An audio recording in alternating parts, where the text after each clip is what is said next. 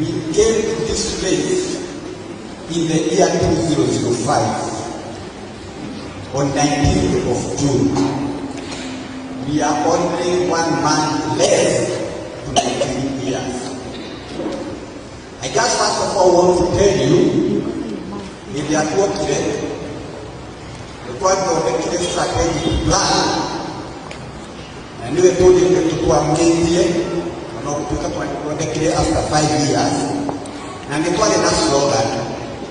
And our slogan is God our life, our hope, and our strength. Now, guys, God our life, our hope, and strength.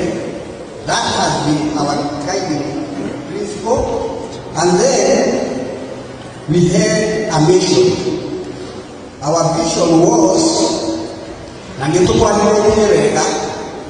our vision was to be the preferred Christian,